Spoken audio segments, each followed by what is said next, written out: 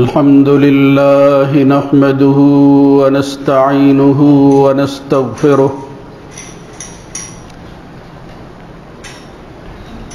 ونعوذ بالله من شرور أنفسنا ومن سيئات أعمالنا من يهده الله فلا مضل له ومن يضلل فلا هادي له وأشهد أن لا إله إلا الله وحده لا شريك له وأشهد أن محمدا عبده ورسوله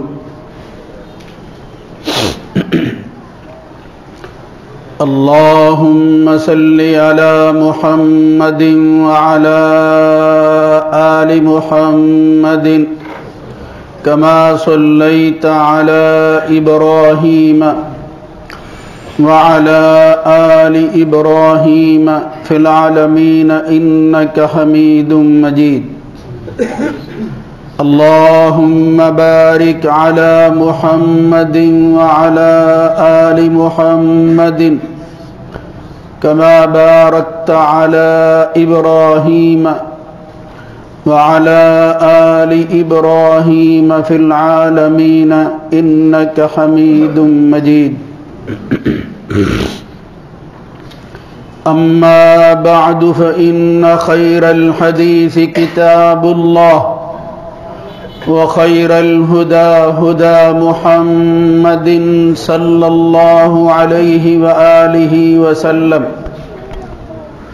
وشر الأمور محدثاتها وكل محدثة بدعة وكل بدعة ضلالة وكل ضلالة في النار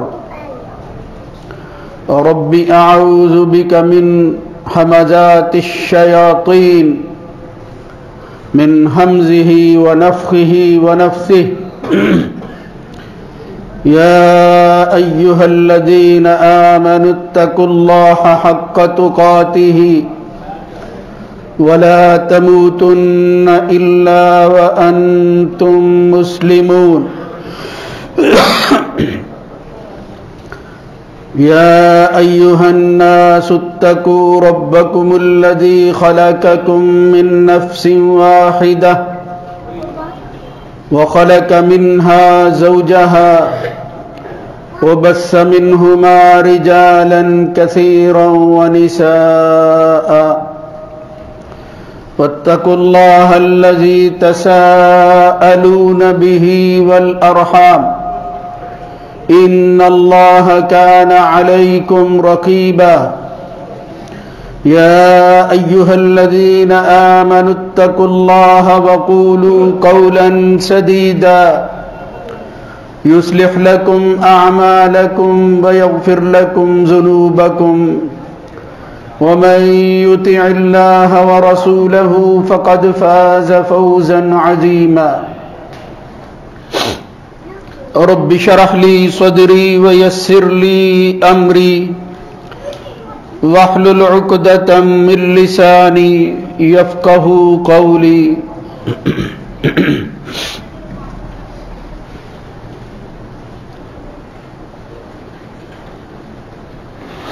الخبيثات للخبيثين والخبيثون للخبيثات والطيبات للطيبين والطيبون للطيبات أولئك مبرؤون مما يقولون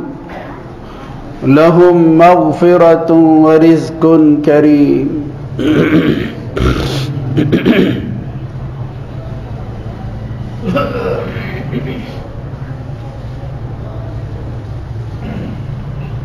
اللہ رب العزت کی حمد و ثنا کے بعد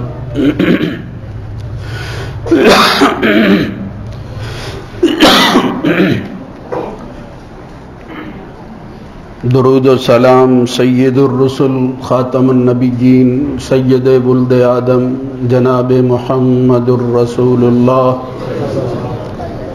صلی اللہ علیہ وآلہ وسلم کی ذات گرامی پر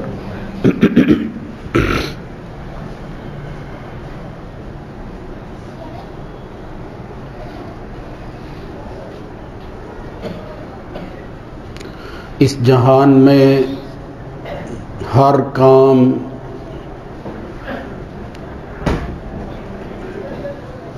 خواہ وہ چھوٹا ہو یا بڑا اللہ تعالیٰ کے حکم کے مطابق ہو رہا ہے۔ اس نے سب کی تقدیر لکھ رکھی ہے اور اس مالک کی یہی عظمت ہے کہ چیزوں کے وقوع اور عمل میں آنے سے پہلے بلکہ اس جہان کے پیدا کرنے سے پہلے بھی اس دنیا کے اندر جس نے جو کچھ کرنا ہے اللہ رب العزت نے اس کو لکھ کے اپنے پاس رکھ لیا۔ اللہ تعالیٰ کی ذات اور صفات کے حوالے سے جو غلط فہمیاں پائی جاتی ہیں ان میں اگر اس وصف پر آدمی غور کر لے تو مقابلہ کرنے کے بعد کسی نتیجہ پر پہنچنے کی کوشش اس نیت سے اگر آدمی کرے کہ اللہ جیسی خوبیاں کسی اور میں ہیں تو اس کو مان لیا جائے، کوئی ذی شعور آدمی اس موازنے کو قبول کرنے کے لیے تیار نہیں ہو۔ آج ہم وسائل کی جس دنیا میں رہتے ہیں اس میں بھی بے شمار ایسی چیزیں ہیں کہ جو ہمارے علم میں نہیں آتی، اور کچھ لوگ اگر اپنے طور پر اپنے علم کی بنیاد پر وسائل کے بل بوتے پر کوئی چیز جو ہے اس کو پریڈکٹ یا اس کی پیشن گوئی کرتے ہیں تو حرف بحرف ان کا پورا ہو جانا اور پھر اسی طرح جس طرح دعویٰ کیا جاتا ہے وہ بعد میں چیز ثابت ہو جائے، یہ اس وقت کی دنیا میں بھی ممکن نہیں ہے اور قیامت تک بھی ممکن نہیں ہوگا۔ یہ سب قیافات کی دنیا ہے، اس کی بنیاد ظن اور تخمین پر ہے، یقین پر نہیں ہے۔ اللہ کے فیصلے وہ یقین پر ہوتے ہیں، اس میں احتمال نہیں ہوتا شک کا اور دوسرے کسی جھوٹ کا یا کسی چیز کے بطلان کا کہ یہ بھی ہو سکتا ہے۔ جو کچھ اللہ فرما دیتا ہے، جو کچھ اس نے لکھ دیا ہے، بالکل حرف بحرف اسی طرح ہو کر رہنا۔ انسانوں کی تقدیر کے حوالے سے یہ مسئلہ تفصیل طلب ہے، اس کے متعلق آپ سنتے رہتے ہیں۔ یہ مومن کے عقائد میں سے ایک بڑا عقیدہ ہے کہ وہ ایمان لائے بالقضاء والقدر یا بالقدر خیرہ و شرہ، خیر و شر کی تقدیر پر ایمان لانا یہ عقائد اور ایمانیات کا حصہ ہے۔ چیزوں کے وقوع کے بعد ہمیں پتہ چلتا ہے کہ اللہ کا فیصلہ یہ تھا، مگر اللہ رب العزت نے وہ فیصلہ پہلے اپنے طور پر صادر کر دیا ہوتا ہے۔ یہ جو ہم خوش قسمت اور خوش بخت انسانوں کے حالات اور ان کی زندگی کے اندر جو عبر و نصیحت اور دروس ہیں ان کا تذکرہ کر رہے ہیں، یعنی محمد الرسول اللہ صلی اللہ علیہ وآلہ وسلم کے خاندان کی وہ خواتین جن کو یہ لقب اور شرف حاصل ہے کہ ان کو ام المؤمنین کے نام سے اور ام المؤمنین کے لقب سے جانا اور پہچانا جاتا ہے۔ قوم کی، لوگوں کی، مومنوں کی خاص طور پر مائیں۔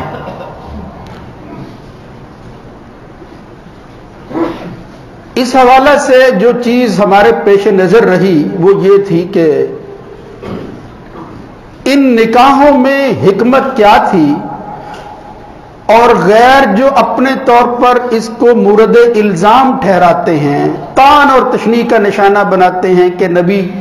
یا ان کے نبی نے خدا نخواستہ جو ہے وہ امت کے مقابلہ میں کوئی زیادتی کی تھی، یا انہوں نے جو ہے وہ فرق کے مراتب رکھا تھا،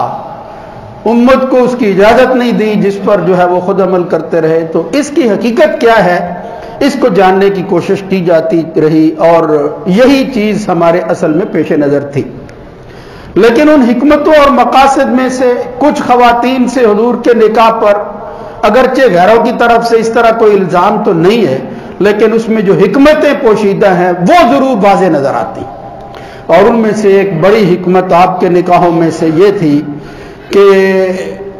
ضرورت مند بیوہ خواتین کی مواسات کرتے تھے. نبی کریم صلی اللہ علیہ وسلم خیر خواہی کرتے تھے.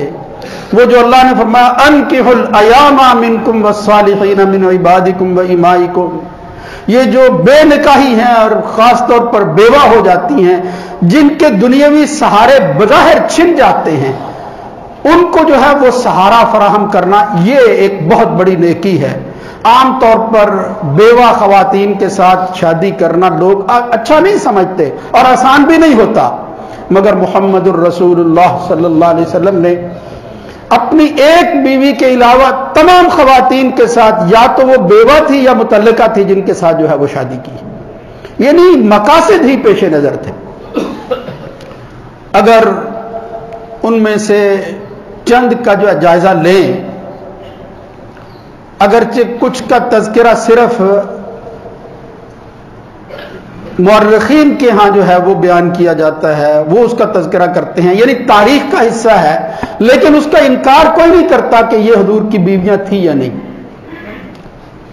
اس میں سے ایک ام المؤمنین تھی حضرت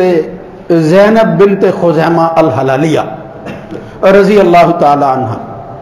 ان کے متعلق اس طرح میں نے عرض کیا، چونکہ وہ کوئی حدیث میں اس طرح تفصیل نہیں آتی، اگرچہ امام حاکم نے ویسے باب باندھ کر جو ہے وہ خواتین کا بالتفصیل تذکرہ کیا ہے. تو ان کے خامد بھی جب فوت ہو گئے تو یہ شرف بھی ان کو حاصل ہوا کہ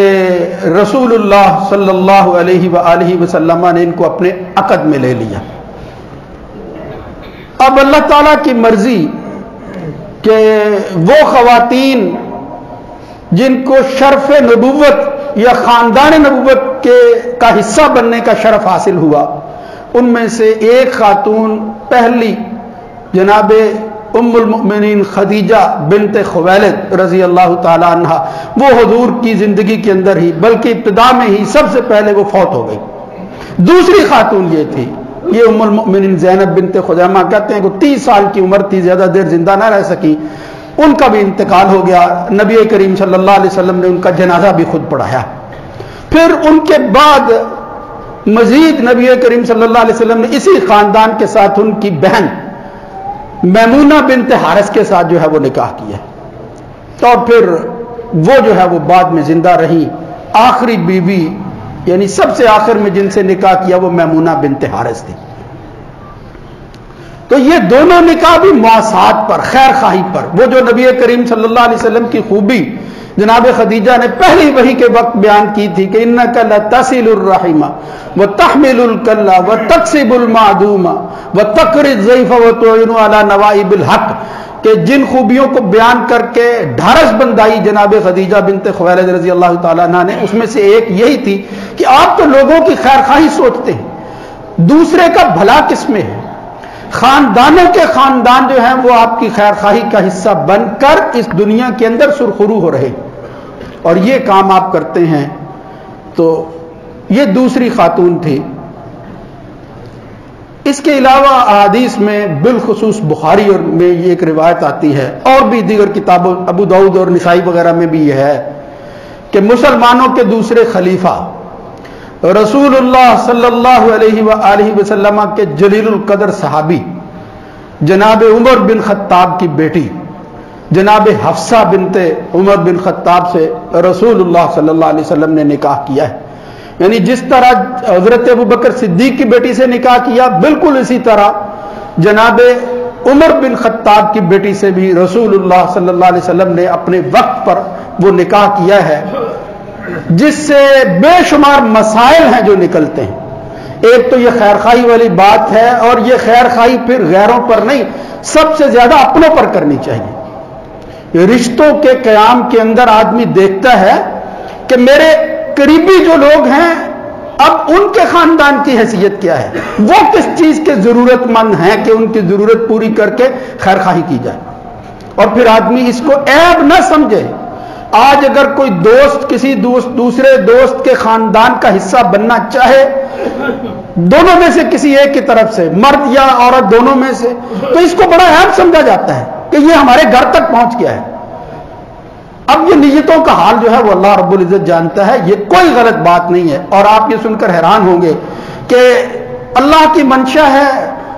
اہل علم کی جو بصیرت ہوتی ہے وہ دوسروں سے بڑی بلند ہوتی ہے۔ امام بخاری نے اس پر باب باندھ کر ایک جگہ اس روایت کو بیان کیا ہے کہ ایک انسان کیا اپنی بیٹی کا نکاح کروانے کے لیے رشتہ مانگ سکتا ہے یا نہیں۔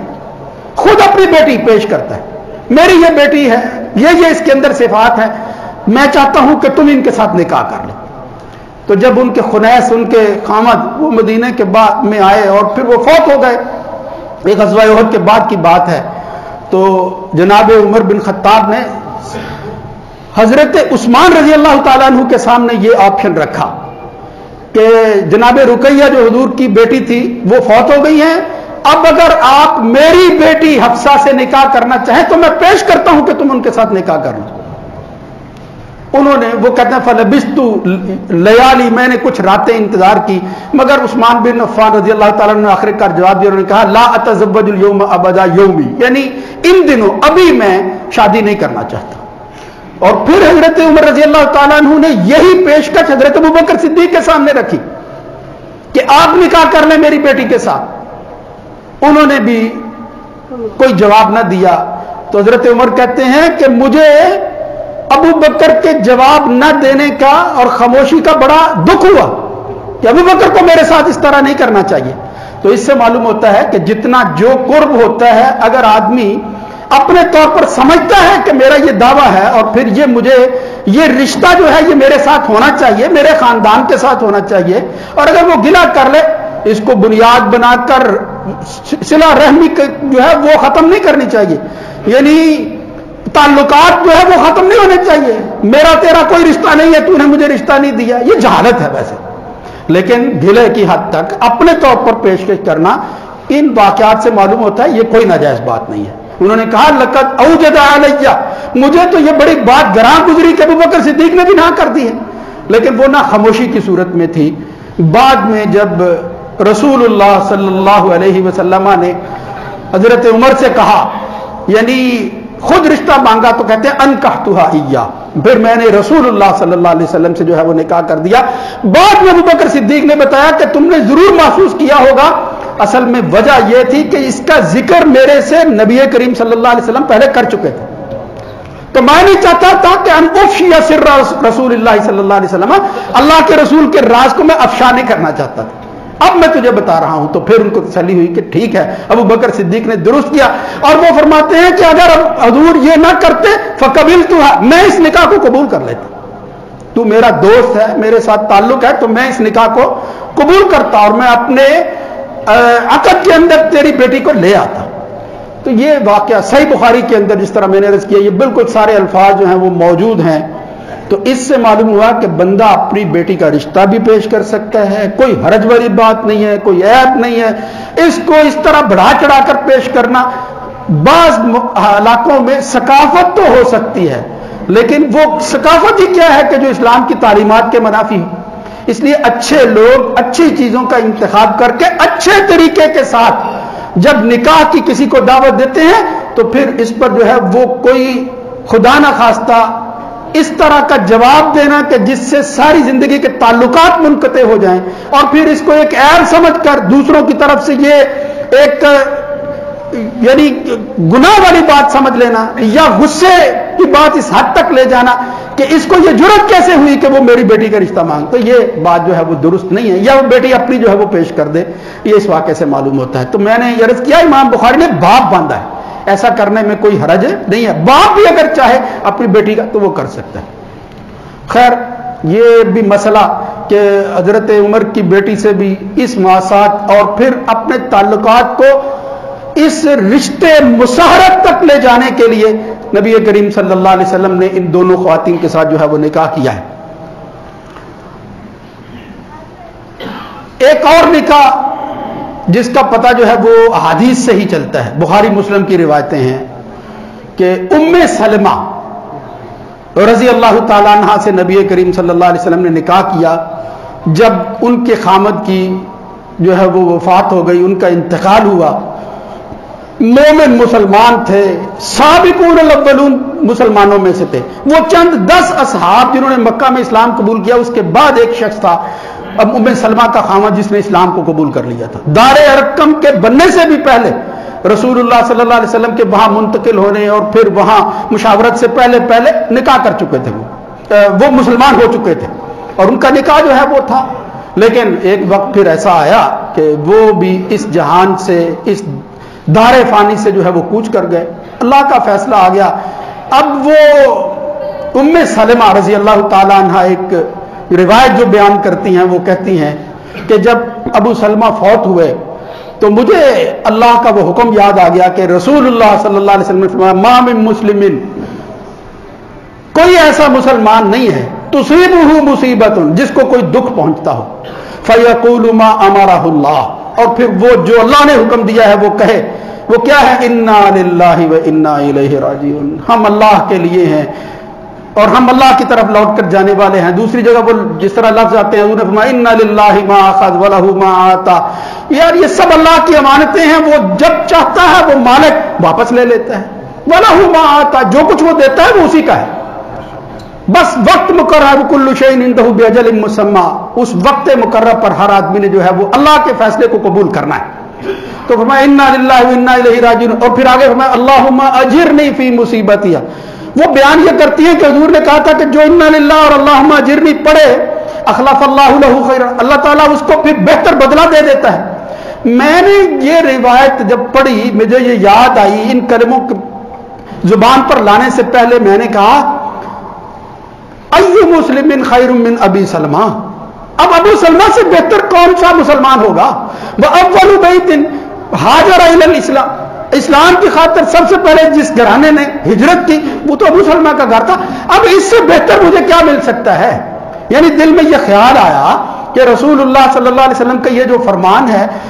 अब इसका इतलाक किस तरह मुमकिन है? कौन सी बेहतर शख्सियत है? उससे बेहतर मेरी निगाह में कोई नहीं है। लेकिन वो कहती हैं कि फिर इसलिए कि ये अल्लाह के रसूल ने फरमाया था। ये देखें दीन के साथ तमस्सुक, यही वो सोच और फिक्र है कि जो वाकयात के अंदर हर वक्त पेश नजर रहनी चाहिए। अल्लाह क्या कहता है, जिसके हम गुलाम हैं, वो मालिक क्या कहता है, और उसका नबी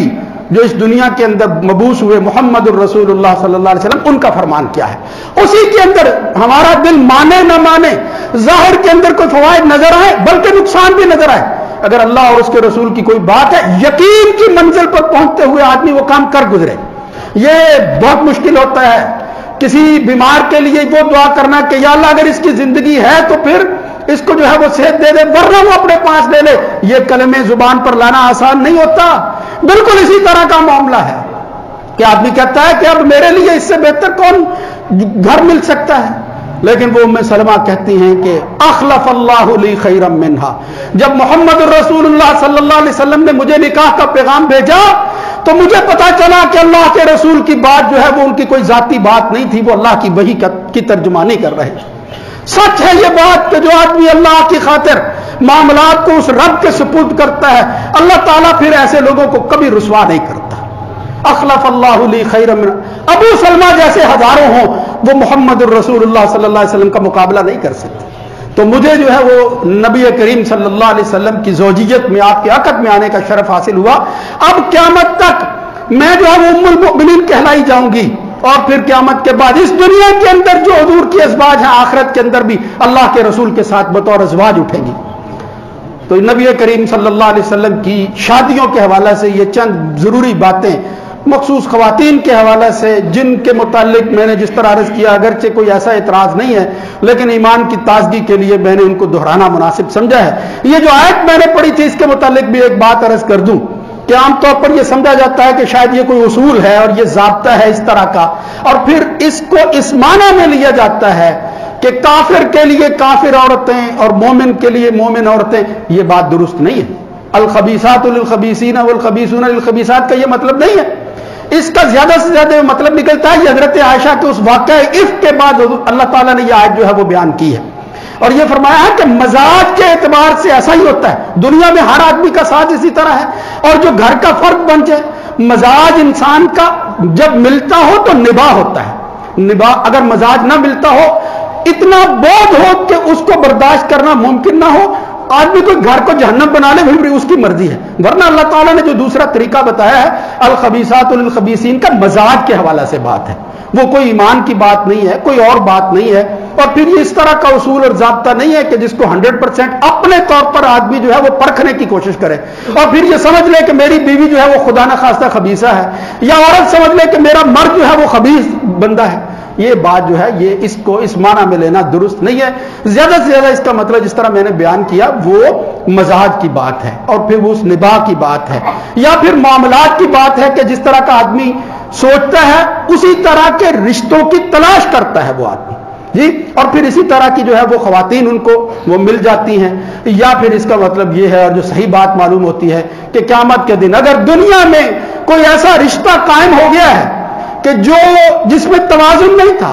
जिसके अंदर मिलाप नहीं था, जिसके अंदर कुफ्र इस तरह का नहीं था कि उनका घर जो है वो जन्नत बनता, यानी उनकी खुशहाली की जिंदगी नहीं थी और फिर उसके अंदर बड़ी वजह यह इख्तिलाफ था जिसको मैं मजाज का इख्तिलाफ कह रहा हूं, और या फिर उनके अंदर दीगर खबासतें शरीय एतबार से भी थी, लेकिन वो दुनिया की जिंदगी गुजार कर चले गए, तो क़यामत के दिन अल्लाह रब्बुल इज्जत तय्यब औरतों को तय्यब मर्दों के हवाले करेगा। तय्यब मर्दों के लिए अल्लाह ताला तय्यबात जो है वो नसीब करेगा और फिर जो बुरे हैं वो बुरों के साथ मिल जाएंगे। आखिरत के अंदर ये उसूल बिल्कुल पक्का जो है वो लागू होता है,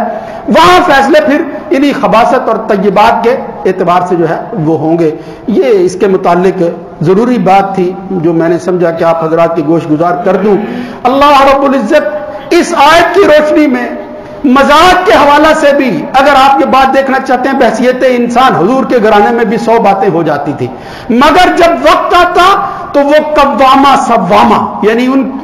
अज़वाज मुतहरात की खूबियों में से एक ये आती है। जिस तरह एक खास औरत के बारे में हजरत जिब्रील ने कहते हैं हजरत हफ्सा ही के मुतालिक कहा, जब आपने एक तलाक दे दी तो नबी करीम सल्लल्लाहु अलैहि वसल्लम को जिब्रील ने आकर कहा कि आप रुजू कर लें, इसलिए कि ये खातून जो है ये कव्वामा है, सव्वामा है, यानी रात को अल्लाह के हुजूर खड़ी रहती है, कायमतुल लैल है और साइमतुन नहार है, सुबह का वक्त होता है तो रोजा रखती है, नेक खातून है और ये आप ही के घराने का हिस्सा होना चाहिए, लिहाजा आप रुजू कर लें। दुनिया के अंदर भी ये हुजूर की बीवियां हैं, वो जो नबी तय्यब था उसको तय्यबात जो है वो नसीब हुई हैं। अब अगर कोई बदनसीब उंगली उठाकर किसी हम उम्मुल मोमिनीन के हवाला से कोई जुबान दराजी करता है तो वो सूरज पर थूक रहा है जो उसके मुंह पर पड़ रहा है और उसको कुछ हासिल नहीं है। अल्लाह रब्बुल इज्जत ये सब बातें जो मैंने मुख्तलिफ खुतबात में अर्ज की हैं, एक और मसला मैं इंशाअल्लाह जरूर बयान करूंगा, वो इसी निकाह के हवाला से है, लेकिन उसके अंदर गुलामी का मसला है। मैं कोशिश करूंगा पहले गुलामी समझाई जाए, उसके बाद जो है उसका जो है वो बयान किया जाए। अल्लाह रब्बुल इज्जत हमें दीन और शरीयत के मसाइल समझने की तौफीक नसीब फरमाए, शरअ सदर नसीब फरमाए और पूरे जज्बे और शौक के साथ दीन की बातों को समझे और फिर जो हमला आवर लोग हैं उनके सामने जो है वो ईमान की मजबूती के साथ खड़े हो जाएं और उनका जवाब दें। अक़ूलु क़ौली हाज़ा अस्तग़फ़िरुल्लाह ली व लकुम।